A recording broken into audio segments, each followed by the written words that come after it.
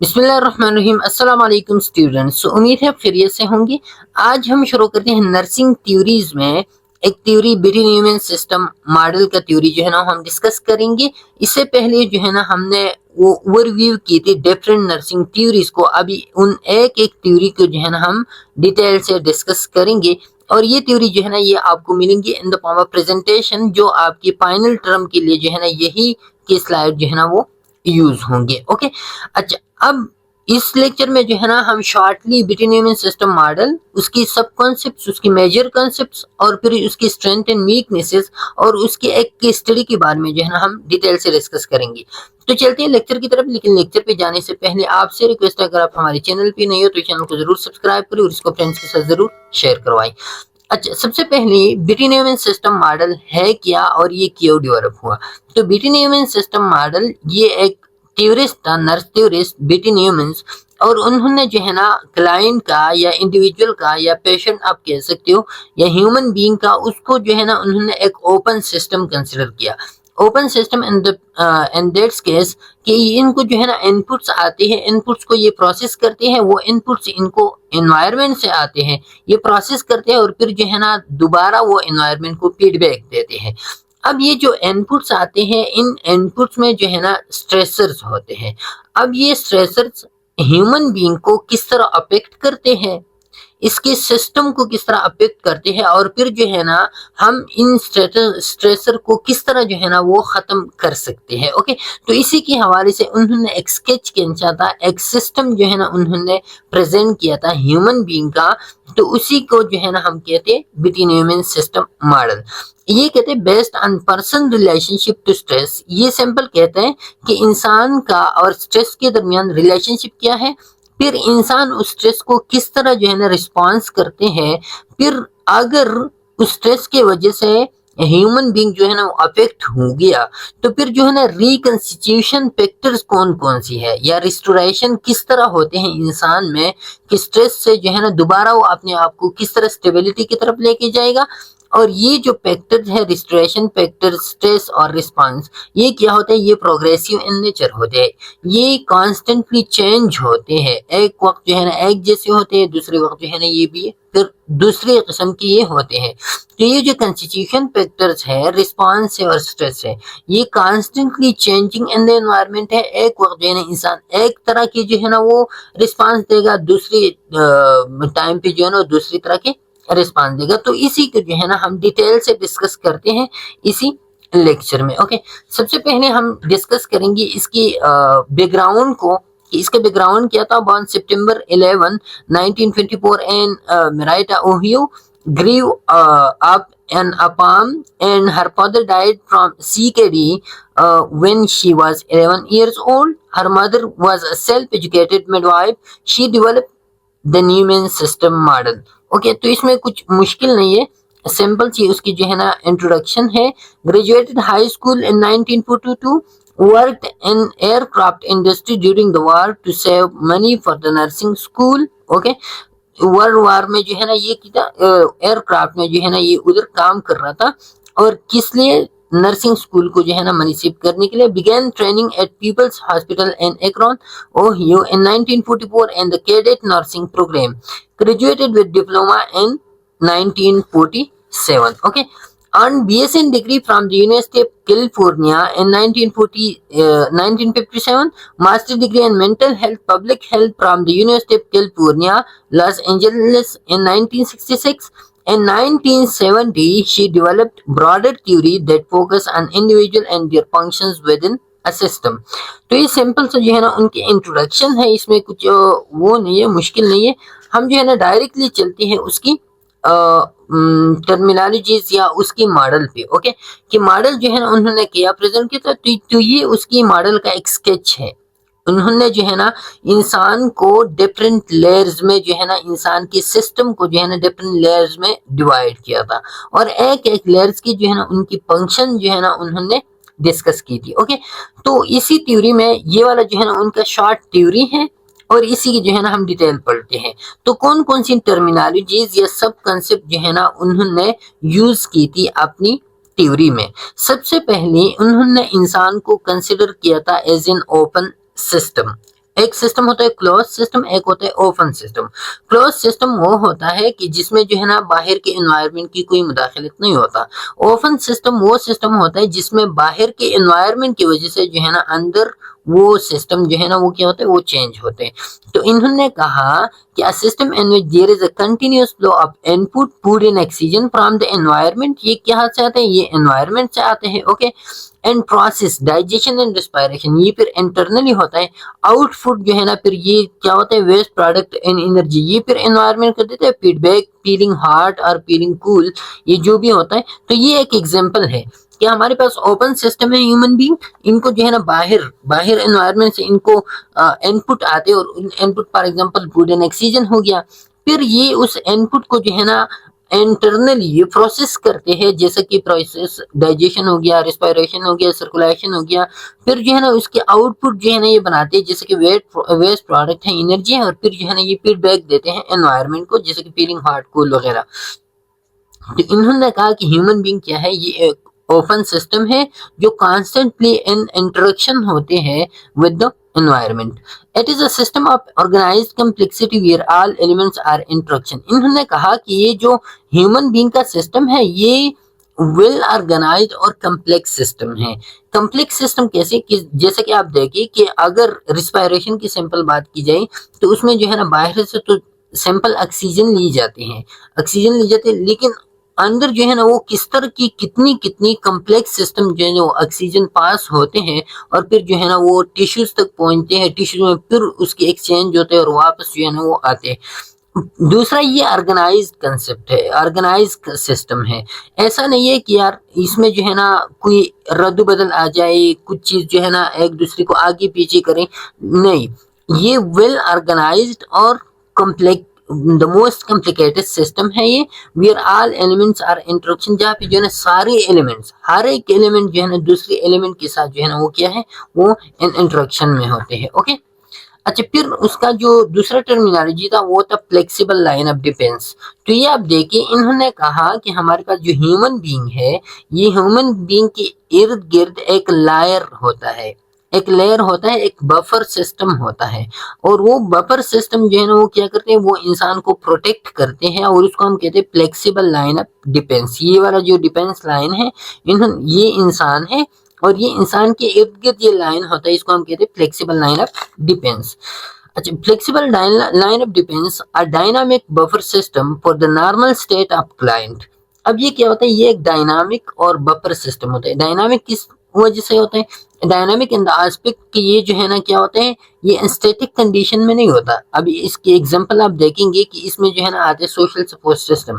For example एक इंसान है और इस इंसान के इर्द गिर्द जो है ना उसका सोशल फ्रेंड्स है, रिलेशनशिप है, उसकी रिश्तेदारियां है, उसका और जो है ना इमोशंस वगैरह है। तो ये चीजें क्या है, ये इसके आते हैं उसमें फ्लेक्सिबल लाइन ऑफ डिफेंस में। ओके, अब फ्लेक्सिबल लाइन ऑफ डिफेंस में जो है ना ये वाली चीजें जैसे कि फाइनेंशियल हो गया, इमोशनल नहीं, फाइनेंशियल हो गया या स्पिरिचुअल बिलीव्स हो गई इसकी, तो ये क्या आते हैं, ये फ्लेक्सिबल लाइन ऑफ डिफेंस में आते हैं। अब ये चीजें जो है ना ये इनको सबसे पहले जब स्ट्रेस आते हैं, स्ट्रेस जब आते हैं तो ये वाला फ्लेक्सिबल लाइन ऑफ डिफेंस इनको प्रोटेक्ट करते हैं उस स्ट्रेस से। ओके, फिर जो है ना क्या होते हैं, invading the normal line of defence. अब ये जो है ना which prevent stressor from invading the normal line of defence, ये क्या कर रहा है, ये फ्लेक्सिबल लाइन ऑफ डिफेंस, ये इंसान को जो है ना ये स्ट्रेस अंदर नहीं जाने देता। अंदर कौन सा लाइन है, अंदर फिर है नॉर्मल लाइन ऑफ डिफेंस है, अभी हम पढ़ेंगे। तो ये स्ट्रेस को जो है ना अंदर नहीं जाने देता, ये आपका जो सोशल सपोर्ट सिस्टम होता है। एग्जाम्पल इसके इंक्लूड सोशल सपोर्ट, टेनिसिटी है, स्पिरिचुअल वेलबींग है, एज है, special specific physiological measures, body structure and function. अब ये जो फिजियोलॉजिक मेजर्स है ना, ये डायरेक्टली जो है ना ये इन्वॉल्व होते हैं, ये बेसिक स्ट्रक्चर में बाद में हम पढ़ेंगे, बेसिक स्ट्रक्चर में ये होते हैं। अब ये जो है ना ये आप हमारी जो वो है फ्लेक्सिबल लाइन ऑफ डिफेंस में ये इनडायरेक्टली इन्वॉल्व होते हैं। इसी की वजह से जो है ना आपका साइकोलॉजिकल वेलबींग होते हैं, साइकोलॉजिकल वेलबींग आपके फ्लेक्सिबल लाइन ऑफ डिफेंस में आते हैं। और ये जो है ना क्या होता है, इसमें दो किस्म के होते हैं। एक होता है internal flexible line of defence, उसमें आपकी कोपिंग मैकेनिज्म, आपका पॉजिटिव थिंकिंग, आपका रेजिलियंस, लचक वगैरह आते हैं। एक होता है एक्सटर्नल लाइन ऑफ डिफेंस, जिसमें आपका सोशल सपोर्ट सिस्टम आता है, फ्रेंड्स है, स्पिरिचुअल बिलीफ्स है और फाइनेंशियल है। तो ये सारे के सारे जो है ना फिर external flexible line of defence में आते हैं। मतलब ये कि फ्लेक्सिबल लाइन ऑफ डिफेंस आपको प्रोटेक्ट करते हैं सबसे पहले स्ट्रेस से। आपका जो फ्रेंड्स है, आपका फाइनेंस है, आपका अगर आपके पास पैसे अच्छे हो, आपके पास अच्छे दोस्त हो, तो स्ट्रेस आपको इजीली जो है ना वो हेट नहीं करेगा। दूसरा जो है ना वो है नॉर्मल लाइन ऑफ डिफेंस है। नॉर्मल लाइन ऑफ डिफेंस क्या होता है, जब ये स्ट्रेस आपकी फ्लेक्सिबल लाइन, मतलब ये कि आपकी दोस्त आपका हेल्प ना करे, आपके पास पैसे नहीं हो, आप जो है ना आपके पास जो है ना स्पिरिचुअल बिलीफ्स आपके नहीं हो, तो फिर जो है ना ये स्ट्रेस आपको इजीली हिट करेगा। और अंदर जो है ना फिर आपका एक दूसरा सिस्टम इसके अगेंस्ट आता है, एक दूसरा लेयर इसके अगेंस्ट आता है, और उसको हम क्या कहते हैं, उसको हम कहते हैं नॉर्मल लाइन ऑफ डिफेंस कहते हैं। अब ये नॉर्मल लाइन ऑफ डिफेंस क्या होता है, ये आपका करंट स्टेट ऑफ वेलनेस होता है, या यूजुअल या करंट स्टेट ऑफ वेलनेस और ऑप्टिमल स्टेबल सिस्टम स्टेबिलिटी भी इसको हम कहते हैं। ऑप्टिमल सिस्टम स्टेबिलिटी मतलब ये कि आपका जो आपके सिस्टम का मैक्सिमम स्टेबिलिटी लेवल जो है वो क्या होता है, वो आपका current normal line of defence होता है। अब ये जो है ना ये सिंपल क्या होता है, it represents what the client has evolved over time. ये क्या होता है, ये normal line of defence over the period of time आपने जो इवॉल्व किया है, आपने जो तरक्की की है अपनी सिस्टम में, तो वो क्या होता है, वो आपका नॉर्मल लाइन ऑफ डिफेंस। ये इसके एग्जांपल क्या है, हेल्थी स्लीप पैटर्न है, बैलेंस डाइट है, रेगुलर एक्सरसाइज है, एब्सेंस ऑफ क्रॉनिक इलनेसेस है।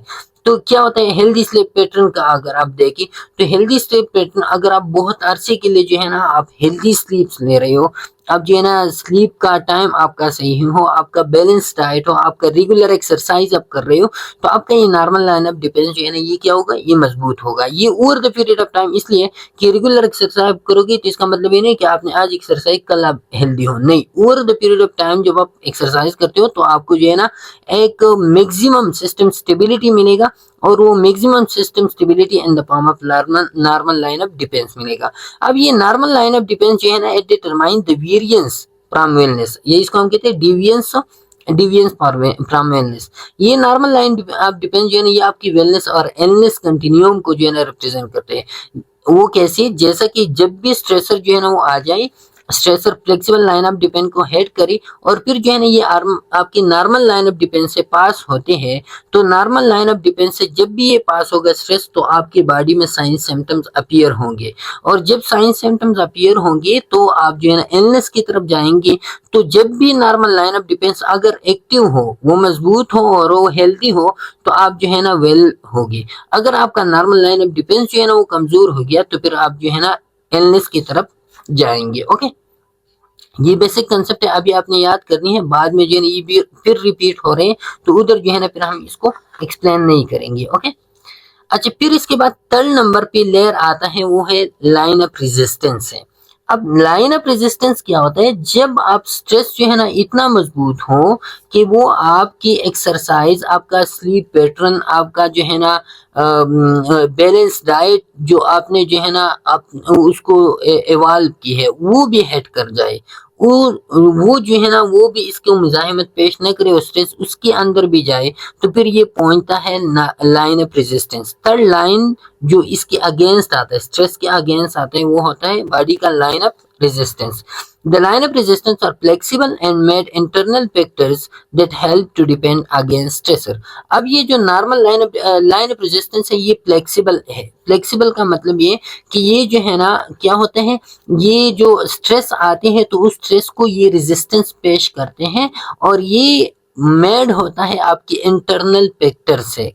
कौन सी चीजों से, आपकी बॉडी के जो इंटरनल फैक्टर्स होते हैं। अब इंटरनल फैक्टर कौन कौन से होते हैं, जैसा कि आपकी बॉडी की WBC है, इम्यून सिस्टम है, तो वो इम्यून सिस्टम क्या करते हैं, डायरेक्टली हिट करते हैं उस स्ट्रेसर्स को। तो ये क्या होते हैं, ये डायरेक्टली जो है ना ये उधर लोग बैठे हुए होते हैं आपकी बॉडी के अंदर, और वो जो है ना डायरेक्टली चीज को जो है ना हिट करते हैं।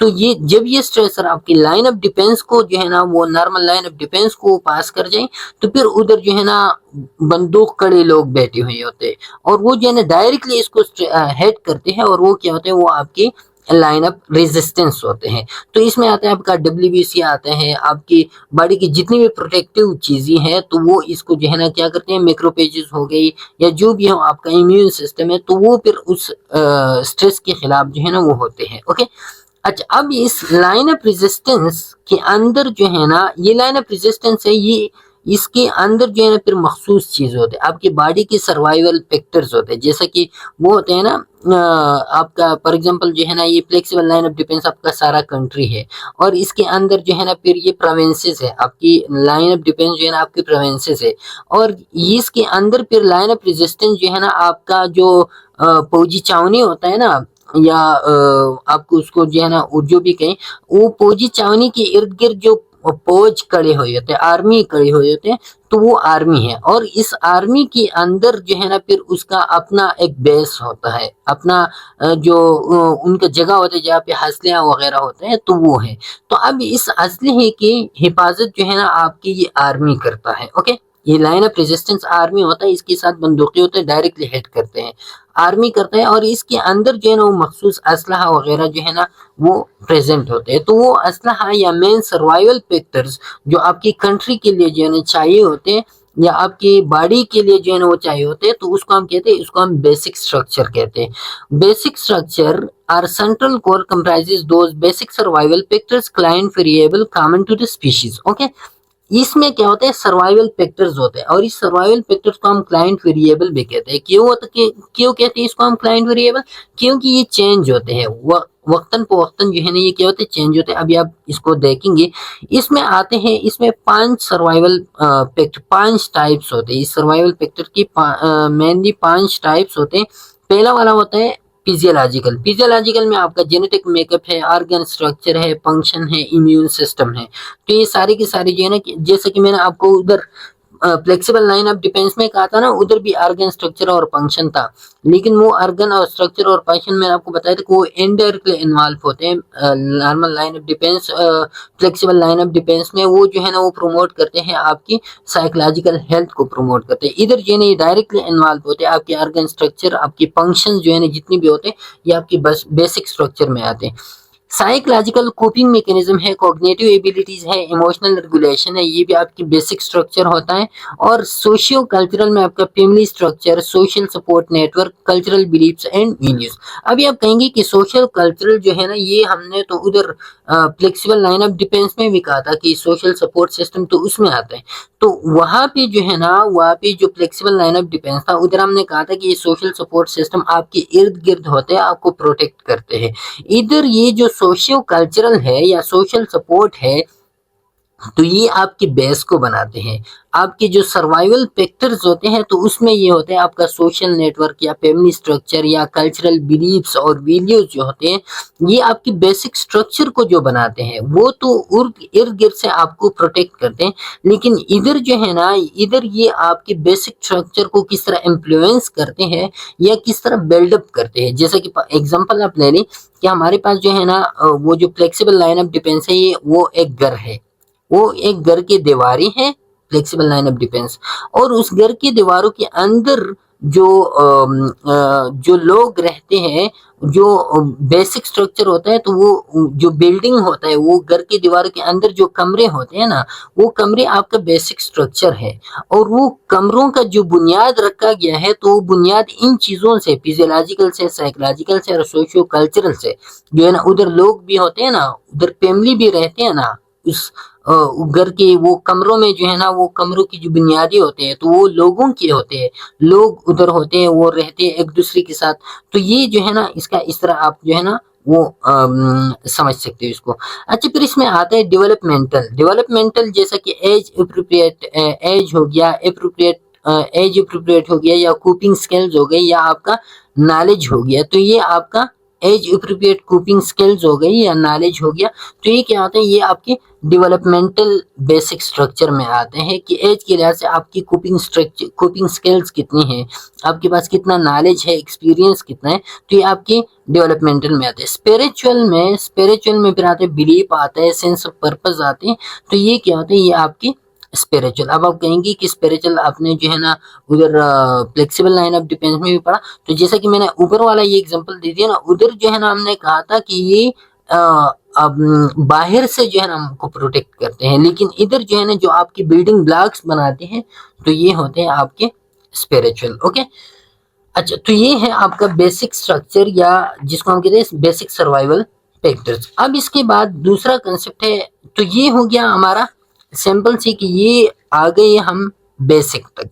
अब ये हम उस स्ट्रेसर के बारे में बात करते हैं जो आपको हिट करते हैं, कि वो स्ट्रेसर जो है ना वो क्या होते हैं जो आपकी सारी लाइंस को पास करके आपको जो है ना अफेक्ट करते हैं, आपके सिस्टम को खराब करते हैं। तो stressor is any phenomena that might penetrate both the flexible and normal line of defence. सबसे पहले ये जान लें कि स्ट्रेसर हम उसको तब कहेंगे जब वो फ्लेक्सिबल लाइन और नॉर्मल लाइन ऑफ डिफेंस दोनों को क्रॉस करे। जब इन दोनों को क्रॉस करे तो फिर जो है ना ये आएगा against the line of resistance, और लाइन ऑफ रेजिस्टेंस जो है ना स्ट्रेसर को या खत्म करेगा, या जो है ना स्ट्रेसर जो है ना इस लाइन ऑफ रेजिस्टेंस को खत्म करके अंदर बेसिक स्ट्रक्चर को अफेक्ट करेगा। ओके, अच्छा, line resulting in either positive और नेगेटिव आउटकम। अब ये स्ट्रेसर दो किस्म के होते हैं। एक स्ट्रेसर ऐसे होते हैं जो आपको पॉजिटिव जो है ना पॉजिटिव आपको प्रिपेयर करते हैं, एक स्ट्रेसर होते हैं जो आपकी स्ट्रक्चर को नेगेटिवली अफेक्ट करते हैं। पॉजिटिवली कैसे अफेक्ट करते हैं? फॉर एग्जांपल मैं कहूँ कि आपका एग्जाम है, एग्जाम से पहले जो है ना बहुत से लोग जो है ना वो स्ट्रेस लेते हैं। अब वो स्ट्रेस जो है ना वो बाद लोग तो ऐसे स्ट्रेस लेते हैं मतलब है कि उसका पढ़ाई जो है ना वो खराब हो जाए, नहीं वही स्ट्रेस नहीं। बाज लोग ऐसी स्ट्रेस लेते हैं जिसकी वजह से जो है ना वो काम ज्यादा करते हैं, वो पढ़ाई ज्यादा करते हैं। तो ये क्या है, ये एक पॉजिटिव इफेक्ट पे आपकी। नेगेटिव इफेक्ट ये है कि वो स्ट्रेस जो है ना आपके काम में खलल डाल जाए, आपके काम को जो है ना वो अफेक्ट करे, और आप जो है ना सही तरह से आप प्रिपेयर ना करो, तो ये फिर क्या होते हैं, नेगेटिव आउटकम्स होते हैं। अच्छा, अब स्ट्रेसर की तीन टाइप्स है मेजर। एक होता है इंट्रापर्सनल स्ट्रेसर, वो स्ट्रेसर अगर with in person, example is infection, thoughts and feelings. ये स्ट्रेसर ऐसे होते हैं जो आपकी बॉडी के अंदर जो है ना वो जन्म लेते हैं, जैसे कि आप इन्फेक्शन हो गया आपको, वो आपकी बॉडी के अंदर जो है ना वो इन्फेक्शन होते हैं, या आपकी थॉट्स खराब हो गए, आपके ख्यालात जो है ना, आपकी माइंड फंक्शन जो है ना वो खराब हो गई, या आपकी फीलिंग्स जो है ना वो क्या हो गई, वो खराब हो गई। तो ये आते हैं आपकी इंट्रा पर्सनल स्ट्रेसर में। फिर इसके आते हैं इंटरपर्सनल। इंटरपर्सनल जो बिटवीन टू इंडिविजुअल जो स्ट्रेसर्स होते हैं, जैसे कि रूल एक्सपेक्टेशन है। रूल एक्सपेक्टेशन का मतलब ये है कि फॉर एग्जांपल दो बंदे हैं और इनके दरमियान जो है रूल एक्सपेक्टेशन ये कि इन्होंने अपने काम को एक दूसरे के दरमियान जो है ना वो डिवाइड नहीं किया। फॉर एग्जांपल इन्होंने मार्केट जाना है, मार्केट से सौदा लाना है, एक घर में दोनों रहते हैं, मार्केट से सौदा लाना है। अब ये जो है ना ये इनको देखेगा कि ये उठ जाएगा और ये मार्केट से सौदा लाएगा, और ये इनको देखेगा कि ये उठ जाएगा और ये मार्केट से सौदा लाएगा। अब इन्होंने जो है ना वो रूल को सही तरीके से डिवाइड नहीं किया है, तो ये भी स्ट्रेस में है और ये भी स्ट्रेस में है कि अब ये उठेगा या ये उठेगा, तो दोनों जो है ना स्ट्रेस में है। तो ये कौन सा स्ट्रेस है, जो बिटवीन इंडिविजुअल होते हैं। इसके साथ साथ और भी बहुत ज्यादा एग्जांपल है इसकी, जो बिटवीन इंडिविजुअल जो स्ट्रेस होते हैं तो उसको हम क्या कहते हैं, उसको हम कहते हैं इंटरपर्सनल स्ट्रेस। तीसरा होता है extra personal stress. Extra personal stress अगर आउटसाइड द इंडिविजुअल जॉब और फाइनेंस कंसर्न। अब ये जो है ना ब्रॉडर आउटसाइड जो होते हैं, बिटवीन इंडिविजुअल नहीं, इंडिविजुअल से बाहर जो स्ट्रेस इसको अफेक्ट करते हैं, जैसे कि आपका जॉब है, जॉब आपसे चला गया, या जॉब आपका सही नहीं है, या आपके फाइनेंस है, आपके पैसे आपके पास नहीं है, तो ये सब कुछ क्या है, ये आउटसाइड द इंडिविजुअल है जो इंसान को अफेक्ट करते हैं, तो उसको हम कहते हैं and extra personal stressor. Okay, अच्छा, अब ये जो है ना थोड़ा सा वीकनेस भी इस थ्योरी की है, बाद में हम इसकी वीकनेसेस पढ़ेंगे कि इसमें जो है ना इंटर पर्सनल और एक्स्ट्रा पर्सनल की टर्मिनोलॉजी को वाज़ेहली या क्लियरली जो है ना इन्होंने डिफरेंशिएट नहीं की, क्योंकि दोनों में जो है ना अगर आप देखें तो दोनों में जो है ना बिटवीन इंडिविजुअल्स राउंडली जो है ना वो इन्वॉल्व होते हैं। दोनों जो है ना बिटवीन दो बंदों की अगर आप देखें तो ये तो वाज़ेह तौर पे बिटवीन इंडिविजुअल है। एक्स्ट्रा पर्सनल भी बिटवीन इंडिविजुअल है, जैसे कि आपका और आपका कंपनी का, या आपका और आपकी कंपनी के बॉस के दरमियान जो है ना इख्तिलाफात है, तो ये भी राउंडली जो है ना वो आते हैं बिटवीन इंडिविजुअल। लेकिन थोड़ा सा हम डिफरेंशिएट करते हैं कि ये आउटसाइड द इंडिविजुअल होते हैं और ये जो है ना बिटवीन द इंडिविजुअल आता है। बाकी जो है ना ये इसकी वीकनेसेस है कि इन्होंने इन टर्मिनोलॉजीज को जो है ना अच्छी तरह वेल एक्सप्लेन नहीं की है। ओके, अच्छा फिर इसके बाद आता है स्टेबिलिटी। स्टेबिलिटी किस चीज को हम कहते हैं? स्टेबिलिटी सिंपल, ये जो सिस्टम है इस सिस्टम को जो है ना बैलेंस कंडीशन में रखना, ये क्या होता है? ये स्टेबिलिटी होता है। State of balance requiring energy changes as the client adequately copes with the stressor to retain, attain or maintain an optimal health level, thus preserving system integrity। तो ये क्या होता है? स्टेबिलिटी सिंपल आपकी सिस्टम की balance होते हैं। आपकी सिस्टम बैलेंस कब रहेगा? जब वो आप से एनर्जी चाहेगा, आप उनको जो है ना एनर्जी दोगे और उस एनर्जी की बदौलत फॉर एग्जांपल स्ट्रेस आ गया तो उस स्ट्रेसर के खिलाफ आप एनर्जी यूज करोगे, उस स्ट्रेस को आप खत्म करने की कोशिश करोगे। अगर स्ट्रेस ने आपकी बॉडी को इफेक्ट किया तो उस स्ट्रेस से जो है ना आप अपने आप को क्या करोगे? रिटेन, अटेन और maintain an optimal healthy level, दोबारा से आप जो है ना उस optimal health level, maximum health level तक पहुंचने की आप कोशिश करोगे।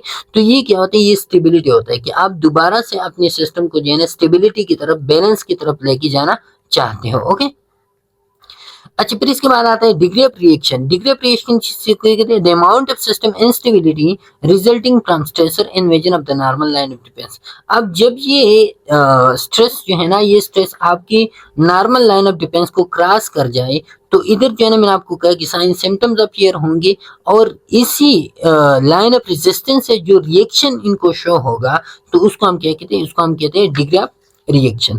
Entropy, a process of energy depletion and disorganization moving the system toward illness or possible death।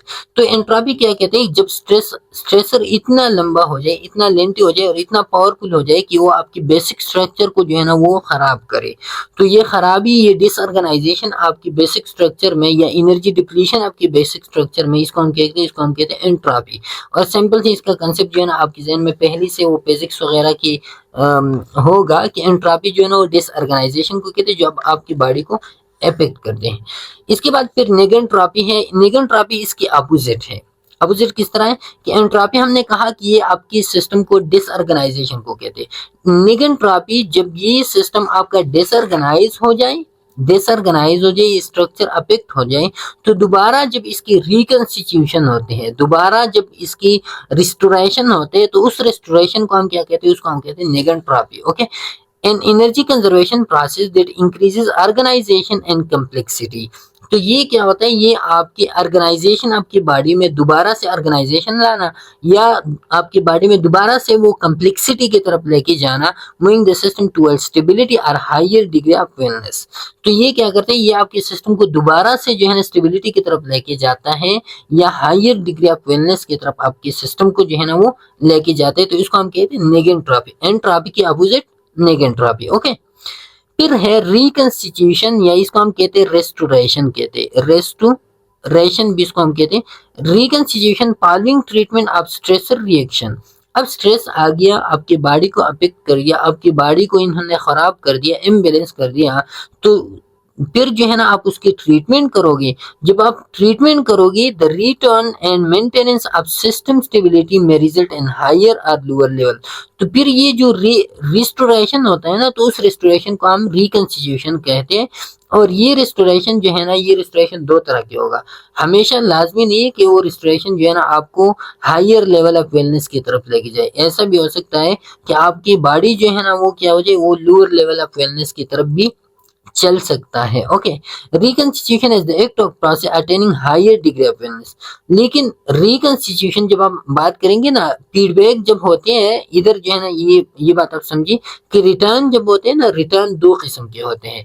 एक होते हैं हायर डिग्री ऑफ वेलनेस या जो है ना लोअर डिग्री ऑफ वेलनेस की तरफ। मतलब ये कि आपने स्ट्रेस ने आपको हेड कर दिया, आपने ट्रीटमेंट की, तो ट्रीटमेंट के बाद जो है ना आप या तो ठीक होगी या मजीद जो है ना आपका बॉडी जो है ना वो लोअर लेवल ऑफ वेलनेस की तरफ जाएगा। लेकिन रिकंस्टिट्यूशन या जिसको हम रिस्टोरेशन कहते हैं, तो रिस्टोरेशन हम इसको कहते हैं कि आपका बॉडी जो है ना वो only higher degree of wellness की तरफ जब जा रहे हो, तो उसको हम कहते हैं कि द पेशेंट इज रिस्टोर्ड। हम कब कहते हैं कि पेशेंट रिस्टोर होता है?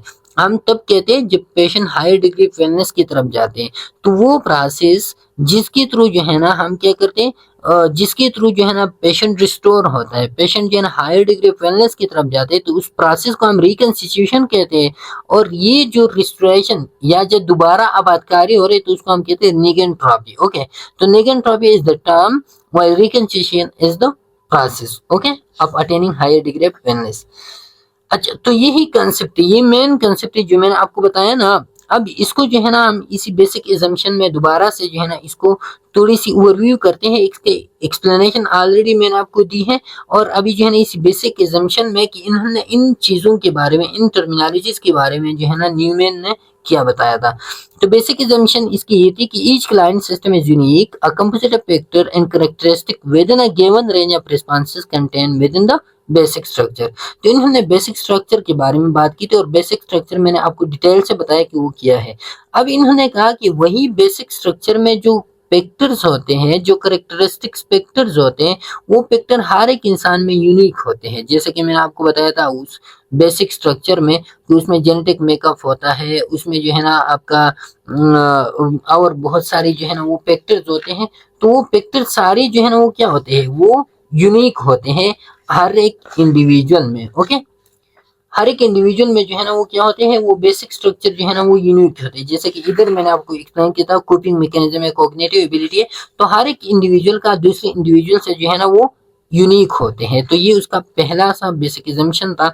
दूसरा जो है ना many unknown known and universal stressor exist. अब जो स्ट्रेसर की हमने बात की ना, तो उस स्ट्रेसर की डिफरेंट टाइप्स होते हैं।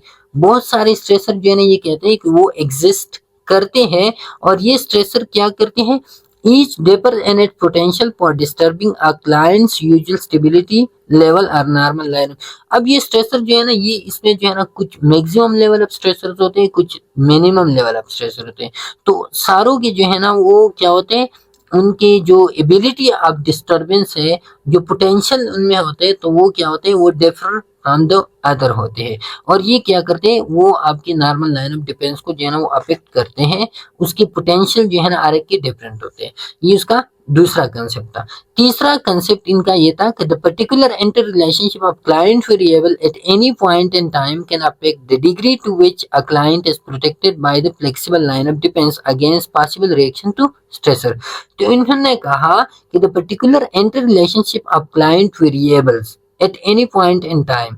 तो अब ये जो क्लाइंट वेरिएबल्स हमने बताई ना, उन क्लाइंट वेरिएबल हमने कहा बताई थी, क्लाइंट वेरिएबल हमने बताई थी ये वाली जो वेरिएबल है बेसिक स्ट्रक्चर में, ये फिजियोलॉजिकल है, psychological, socio cultural client variable हमने बताई थी। तो इन्होंने कहा कि इनके दरमियान जो एंटर रिलेशनशिप है, ये एंटर रिलेशनशिप क्या करते हैं, ये जो है ना can affect the degree to which a client is protected. तो ये क्या करते हैं, ये वेरिएबल जो है ना ये क्या करते हैं, इनके एंटर रिलेशनशिप आपको जो है ना प्रोटेक्ट करते हैं। लेकिन ये प्रोटेक्शन जो है ना आपको कौन प्रोवाइड करते हैं, ये flexible line of defence provide करता है against possible reaction to stressor. तो सबसे पहले जब आता है आपके क्लाइंट वेरिएबल को जो है ना प्रोटेक्ट करने के लिए, तो वो सबसे पहले वाला जो लाइन होता है वो फ्लेक्सिबल लाइन ऑफ डिफेंस होता है, जो आपके इन वेरिएबल को या बेसिक स्ट्रक्चर को जो है ना वो क्या करते हैं, वो प्रोटेक्ट करते हैं। फिर इसके बाद होता है आपका जो each client or client system has evolved a normal range of responses to the environment that is referred to as। अब इस फ्लेक्सिबल लाइन ऑफ रेजिस्टेंस के बाद स्ट्रेसर के खिलाफ जो है ना आता है नॉर्मल लाइन ऑफ डिफेंस, और ये कहता है कि ये नॉर्मल लाइन ऑफ डिफेंस हर एक क्लाइंट या क्लाइंट सिस्टम जो है ना ये इवॉल्व करते हैं a normal range of responses to the environment. तो ये कहता है कि फिर जब stressor flexible line of defence को क्रॉस कर जाए, तो हमारी बॉडी में एक और नॉर्मल रेंज ऑफ रिस्पॉन्सेज होते हैं, और वो नॉर्मल रेंज ऑफ रिस्पॉन्सेज जो है ना वो नॉर्मल लाइन ऑफ डिफेंस होते हैं। फिर ये कहते हैं कि normal line of defence can be used as a standard from which to measure the health deviation. तो जैसे कि मैंने आपको पहले बताया था कि जब भी स्ट्रेसर जो है ना आपकी नॉर्मल लाइन ऑफ डिफेंस को हिट करता है, तो फिर आपकी बॉडी में क्या शुरू होते हैं, आपकी बॉडी में जो है ना डिविएशंस शुरू या साइन सिम्टम शुरू होते हैं। तो ये नॉर्मल लाइन ऑफ डिफेंस जो है ना ये आपके हेल्थ डिविएशन को जो है ना वो मेजर करते हैं इसी नॉर्मल लाइन से। ओके, फिर when the flexible line of defense is no longer capable of protecting the client system against environmental stressor, the stressor break through the normal line. जैसे कि मैंने आपको डिटेल से बताया कि जब ये फ्लेक्सिबल लाइन ऑफ डिफेंस जो है ना ये कंट्रोल न करे आपके स्ट्रेसर को, तो ये जो है ना फिर ब्रेक करते हैं आपकी नॉर्मल लाइन ऑफ डिफेंस को। और नॉर्मल लाइन ऑफ डिफेंस के बाद फिर क्या होता है, the client whether in state of wellness और illness is a dynamic composite of inter relationship of the variable. इसके बाद जो है ना ये फिर बात करते हैं इलनेस और वेलनेस की, कि वेलनेस क्या है और इलनेस क्या है। तो ये कहते हैं the client whether in state of wellness और illness is a dynamic composite of the inter relationship of the client variable. जो क्लाइंट वेरिएबल मैंने आपको बताई ना बेसिक स्ट्रक्चर में, तो ये कहता है कि ये इलनेस और वेलनेस जो है ना ये इन ही क्लाइंट वेरिएबल्स के कंपोजिट से आते हैं। कहाँ से आते हैं, ये जो बेसिक स्ट्रक्चर में क्लाइंट वेरिएबल होते हैं ना, उस बेसिक स्ट्रक्चर के क्लाइंट वेरिएबल से जो है ना क्या बनते हैं, उनसे बनते हैं आपका इलनेस। ये कहते हैं कि इनकी इंटर रिलेशनशिप अगर अच्छी हो, बेस्ट हो, तो ये आपको वेलनेस की तरफ लेके जाते हैं। ओके, देखिए wellness is a continuum of available energy to support the system in an optimal state of system stability. तो वेलनेस क्या है कि आपकी बॉडी में कितना एनर्जी है और वो एनर्जी जो है ना आपकी बॉडी को, आपकी सिस्टम को सपोर्ट करते हैं और वो जो है ना ऑप्टिमल या maximum state of system stability के तक लेके पहुंच रहे हैं। Okay, Implicit within each client system is internal resistance vector known as line of resistance। तो फिर इसके बाद जो है ना जब आखिरी नॉर्मल लाइन डिफेंस काम न करे, तो फिर जो है ना आपकी बॉडी में एक और सिस्टम होता है, एक लेयर होता है line of resistance which functions to stabilise and realign the client to the usual wellness state. तो अब इस लाइन ऑफ रेजिस्टेंस का काम एक तो ये होता है कि ये क्या करते हैं, ये जो है ना रिएक्शन या रेजिस्टेंस पेश करता है, रेजिस्टेंस पेश करता है। लेकिन दूसरा, जब आपका ये बेसिक स्ट्रक्चर जो है ना ये क्या हो जाए, ये खराब हो जाए, ये अफेक्ट हो जाए स्ट्रेसर से, तो फिर जो है ना जब भी आप जो है ना क्या करते हो, ट्रीट करते हो, तो आप इसी लाइन ऑफ रेजिस्टेंस को ट्रीट करते हो। आप immune system, line of resistance, हमने इम्यून सिस्टम के बारे में बात की थी, तो आप जो है ना आप फिर उस इम्यून सिस्टम को बूस्ट अप करते हो, उसको जो है ना ट्रीट करते हो, और इसी ट्रीटमेंट से जो है ना आपका सिस्टम फिर दोबारा जो है ना स्टेबिलिटी की तरफ जाता है। ओके, अच्छा, फिर जो है ना हम आते हैं, अब जो है ना हमारा ये जो बेसिक कंसेप्ट है वो खत्म हो गई। अब शॉर्ट से जो है ना वो टॉपिक है उसका हम अब ये कहते हैं कि जब ये स्ट्रेसर आपकी बॉडी को अफेक्ट करे, आपके स्ट्रक्चर को जो है ना खराब करे, तो फिर आपने जो है ना कौन सी प्रिवेंशन लेनी है, किस तरह जो है ना आपने उस स्ट्रेसर को खत्म करना है। तो अभी जो है ना उसकी प्रिवेंशन हम पढ़ते हैं। The primary nursing intervention, prevention क्या होता है, ये प्राइमरी नर्सिंग इंटरवेंशन होते हैं focus on keeping stressors and the stress response from having a detrimental effect on the body. अब इसका काम क्या होता है, इसका काम ये होता है कि आपकी बॉडी को जो है ना वो क्या करते हैं, detrimental, having a detrimental effect on the body.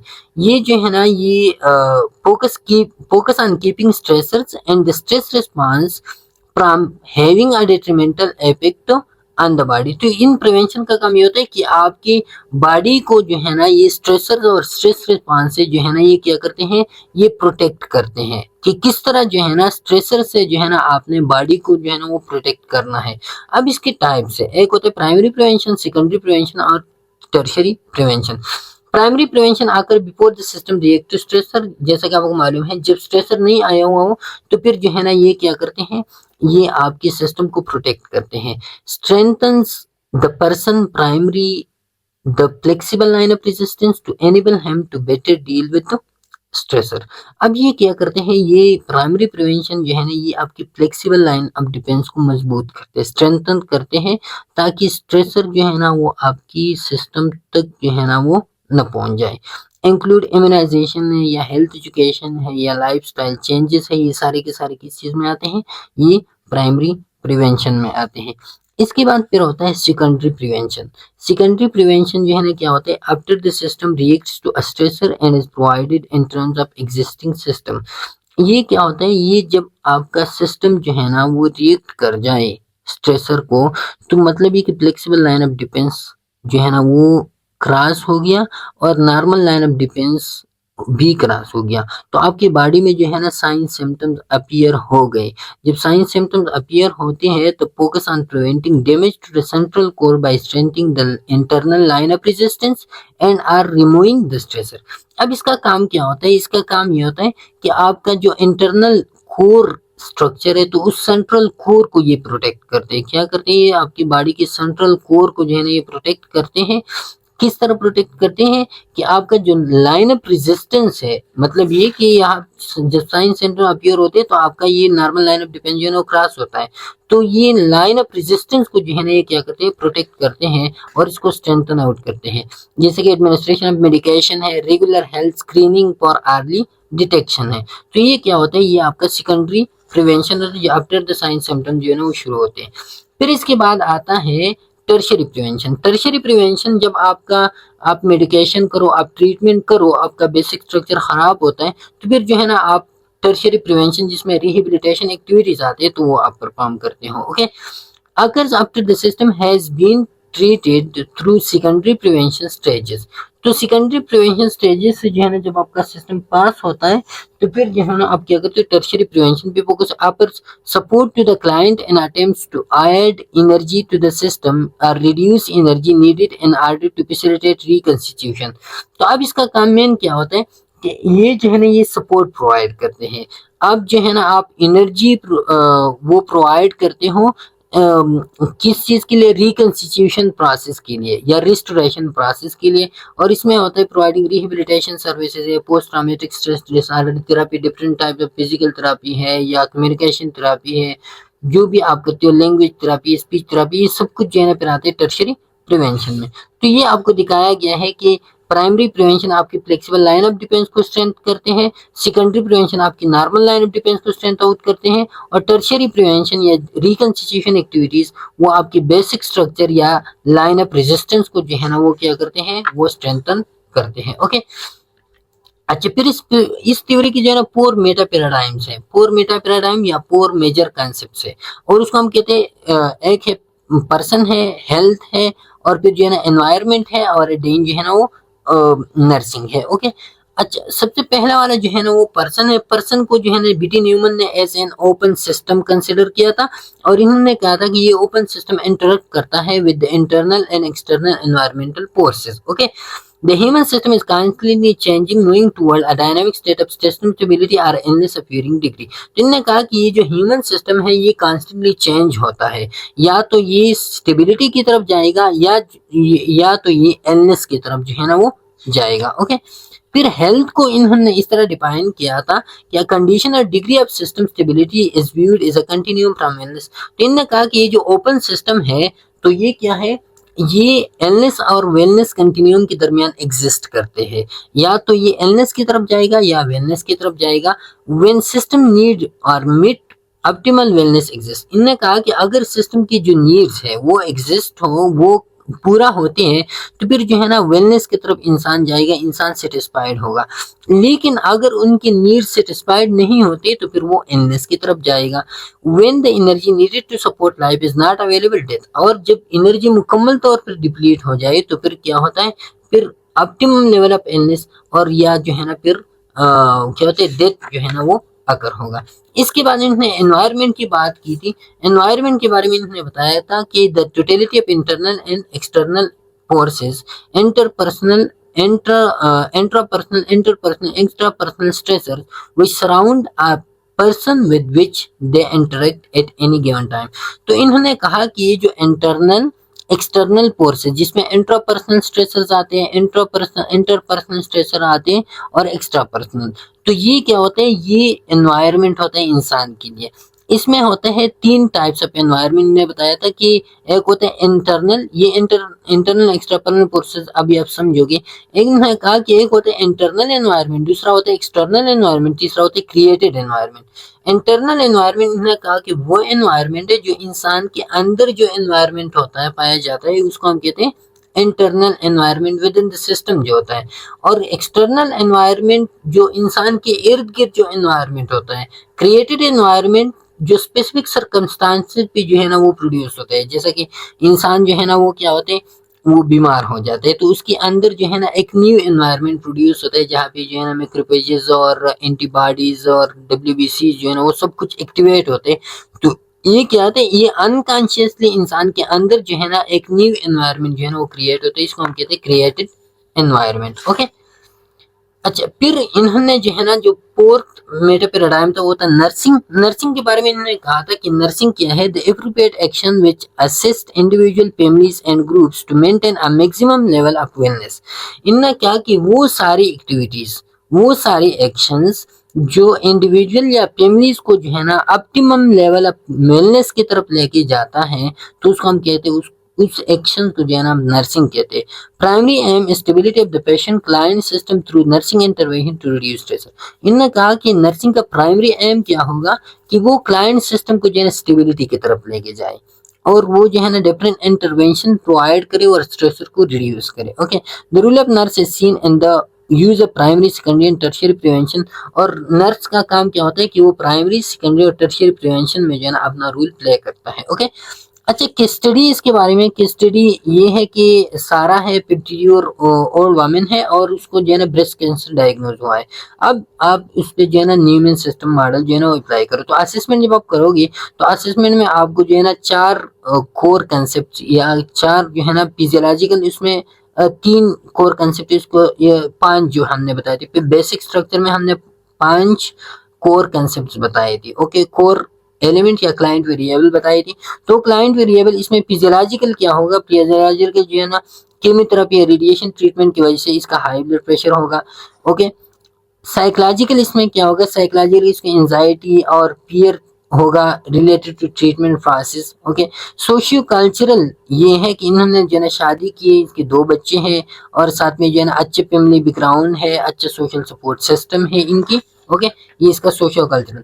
Developmental में इसका क्या हो गया, डेवलपमेंटल में एज अ वर्किंग वुमेन है, इनको जो है ना एक तरफ तो इन्होंने फैमिली को संभालना है, दूसरा तरफ अपनी करियर को संभालना है, तीसरी तरफ जो है ना इनको जो है ना वेलनेस एलनेस भी जो है ना वो एलनेस के साथ भी मैनेज करना पड़ता है। स्पिरिचुअल बैकग्राउंड ये जो है ना पैथ पे जो है ना कंपार्ट इन हर पैथ, पैथ पे बिलीव करता है और ये draw strength from her religious community के साथ ये इन्वॉल्व है। अच्छा, अब इसकी नॉर्मल लाइन ऑफ डिफेंस अब क्या कहते हैं इसके बारे में कि नॉर्मल लाइन ऑफ डिफेंस यानी बिफोर द कैंसर डायग्नोसिस सारा हुआ generally healthy and manage stress well through regular exercise social interaction and habit. जब कैंसर डायग्नोज नहीं हुआ था तो इससे पहले जो है ना नॉर्मल लाइन ऑफ डिफेंस की काम कर रहा था, रेगुलर एक्सरसाइज हो, सोशल इंटरेक्शन था इनकी और पैथ था इनको। तो ये चीजें जो है ना इसी के थ्रू जो है ना वो अपनी स्ट्रेस को वो मैनेज कर रहा था। स्ट्रेसर इनको क्यों कौन सा हो गया, स्ट्रेसर जो है ना कैंसर जब डायग्नोज हो गया, ट्रीटमेंट साइड इफेक्ट्स और fear of unknown are significant stressor. तो इन्होंने जो है ना कैंसर की वजह से, ट्रीटमेंट के साइड इफेक्ट की वजह से या कुछ ऐसी पियर्स भी थी जो अननोन थी, इनको पता नहीं था, मतलब ये कि डिफरेंट टाइप्स ऑफ होते हैं जो इंसान को अफेक्ट करते हैं। ओके, इनके वेलनेस को जो है ना वो अफेक्ट किया इन्होंने। बेसिक स्ट्रक्चर में क्या आता है, बेसिक स्ट्रक्चर में ये है कि एक रेजिलेंट पर्सनालिटी था, स्ट्रांग फैमिली सपोर्ट इनके साथ था और पॉजिटिव आउटलुक की अपनी जिंदगी पे रखता था कि कैंसर है तो इसके साथ हम जी लेंगे, ट्रीटमेंट करेंगे, कुछ ना कुछ करेंगे, which form the foundation of her basic structure. Okay, अच्छा फिर इसके बाद जो है ना प्राइमरी प्रिवेंशन इसको कौन सी प्रोवाइड की जाती है, प्राइमरी प्रिवेंशन ये ना हेल्थी कोपिंग मैकेनिज्म है, रिलैक्सेशन टेक्निक्स है, maintaining a balance lifestyle during the treatment है। सेकेंडरी प्रिवेंशन में इनको जो है ना सेकेंडरी प्रिवेंशन कब, जब कैंसर डायग्नोज हो गया तो इसकी ट्रीटमेंट स्टार्ट थी, तो उसी वक्त जो है ना इसको इमोशनल सपोर्ट, काउंसलिंग देना, इनको जो है ना फिर फियर और एंजाइटी इसकी एड्रेस करना। तो ये क्या होता है, ये जब ये इनको कैंसर डायग्नोज हो गया तो फिर ये सेकेंडरी प्रिवेंशन शुरू हो गई और encourage participation in social support group for the women with the cancer. Tertiary prevention जब सेकेंडरी प्रिवेंशन हो जाए तो इसके बाद जो है ना फिर टर्शियरी प्रिवेंशन शुरू होते हैं और टर्शियरी प्रिवेंशन में हम जो है ना मेनली रिस्टोरेशन एक्टिविटीज पे फोकस करते हैं, जैसे कि सोशल सर्विसेज है, वर्क लाइफ बैलेंस है, दोबारा जो है ना हम उसको काम पे लेके आते हैं, दोबारा जो है ना उसके फ्रेंडशिप को जो है ना वो बहाल करते हैं, दोबारा हम उनकी स्पिरिचुअल कम्युनिटी को जो है ना दोबारा बहाल करते हैं। इवैल्यूएशन आप उसके जो है ना मॉनिटर करोगे, वेल बीइंग को मॉनिटर करोगे, उसकी cope ability to cope with stress को आप मॉनिटर करोगे, एडहेरेंस टू ट्रीटमेंट वो करते हैं या नहीं करते, evaluate the effectiveness of nursing intervention and adjust them based on सारा's responses and changing need। आप जो है ना उसको इंटरवेंशन की इफेक्टिवनेस को आप मॉनिटर करोगे और उसके रिस्पांस से, सारा के रिस्पांस से जो है ना आप उसकी नीड्स को जो है ना वो आप उनके लिए चेंज करोगे। ओके, तो ये उनकी इवेल्युएशन है। अब इस थ्योरी की जो लास्ट टॉपिक है वो इस थ्योरी की स्ट्रेंथ और वीकनेसेस जो है ना वो कौन कौन सी है। तो ये आपने समझ लिया। स्ट्रेंथ इस थ्योरी की ये है कि ये जो है ना nurses can be use by, तो ये जो है ना स्ट्रेंथ इसकी है कि ये सिर्फ नर्सेज यूज नहीं कर सकती, ये और डिसिप्लिन के लोग जो है ना भी इस थ्योरी को यूज करते हैं। जैसे कि मतलब है कि इसमें स्ट्रेसर के बारे में बात की गई है, स्ट्रेसर किस तरह इंसान को अफेक्ट करते हैं, तो हर एक डिसिप्लिन के लोग जो है ना इसको यूज करते हैं। फ्लेक्सिबिलिटी इसमें ये है कि ये जो है ना नर्सिंग की हर एक एरिया में, एडमिनिस्ट्रेशन में, एजुकेशन में, प्रैक्टिस में, क्लिनिकल, सब कुछ हर एक एरिया में जो है ये थ्योरी यूज होते हैं। Equally applicable to in individual, family, group and community, हर एक को जो है ना आप अप्लाई करते हो, इंडिविजुअल पे भी, ग्रुप पे भी, फैमिली पे भी, कम्युनिटी पे भी। एम्फेसिस ऑन प्राइमरी प्रिवेंशन, और प्राइमरी प्रिवेंशन भी जो है ना एम्फेसिस करते हैं क्योंकि प्राइमरी प्रिवेंशन बहुत बेस्ट होता है। आपको जो है ना रिस्टोर करना, उस पर खर्चा वगैरह नहीं आता, और आपको जो है ना जहाँ पे भी जो है ना अभी मॉडर्न जो हमारा वो है साइंस है, तो उसमें जो है ना ये मॉडर्न मेडिकल है, तो उसमें ये है कि आप जो है ना ज्यादा फोकस जो है ना प्राइमरी प्रिवेंशन पे होता है कि एक कम्युनिटी जो है ना वो इलनेस की तरफ जा ही न पहुंचे। Okay, once understood is relatively simple, जब आप इसको एक दफा समझोगे तो फिर ये एक सिस्टम है, और फिर जो है ना आपको बहुत आसानी होगा इसमें इसको मजीद जो है ना एलेबोरेट करना, या आपके लिए फिर सिंपल होता है। वीकनेसेस की मेन वीकनेस ये है कि इनमें जो मैंने आपको बताया था ना, इंटरपर्सनल, इंट्रापर्सनल, या और जितनी भी टर्मिनोलॉजीज है, लाइन ऑफ डिफेंस का, फ्लेक्सिबल लाइन ऑफ डिफेंस का, नॉर्मल लाइन ऑफ डिफेंस का, लाइन ऑफ रेजिस्टेंस का, तो इन्होंने उनको क्लियरली जो है ना वो क्या किया था, क्लियरली जो है ना इनको सेपरेट नहीं किया था, क्लियरली जो है ना इनको डिस्क्राइब नहीं किया था कि इस चीज का कौन सी बाउंड्रीज है, कहाँ तक जो है ना ये चीजें होते हैं। जैसे कि मैंने आपको बताया था कि बेसिक स्ट्रक्चर और फ्लेक्सिबल लाइन में कुछ चीजें मिक्सअप होते हैं, तो ये क्लियरली इन्होंने वो नहीं की थी। इंटरपर्सनल, एक्स्ट्रा पर्सनल स्ट्रेसर को जो है ना इन्होंने सही तरह से डिफरेंशिएट नहीं किया था, जो मैंने आपको एक्सप्लेन। तीसरा इसका जो वो था वो ये था कि इन्होंने ये स्पेसिफिकली नर्सिंग के लिए जो है ना ये नहीं बताया था कि इसमें नर्सिंग के लिए स्पेसिफिकेशन क्या है, क्योंकि बीटी न्यूमैन एक नर्स थी, तो इन्होंने ये जो थ्योरी प्रेजेंट किया था तो ये नर्सिंग के लिए इसमें कौन सी स्पेसिफिकेशन है, क्योंकि हमने बताया कि ये सारी डिसिप्लिन के लिए यूज होते हैं, तो नर्सिंग के लिए जो है ना इसमें क्या स्पेसिफिकेशन थी तो वो इन्होंने डिस्कस नहीं की थी। ये इनकी वीकनेसेस थी। Overall it's an applicable concept, और बहुत ज्यादा जो है ना यूज होता है डिफरेंट डिसिप्लिन में, डिफरेंट एरियाज में जो है ना ये जो मॉडल है इनका वो एप्लीकेबल है और यूज होता है। तो ये था बीटी न्यूमैन सिस्टम मॉडल। इंशाल्लाह फिर नेक्स्ट लेक्चर में मुलाकात होगी, तब तक के लिए इजाजत दीजिए। अल्लाह हाफिज।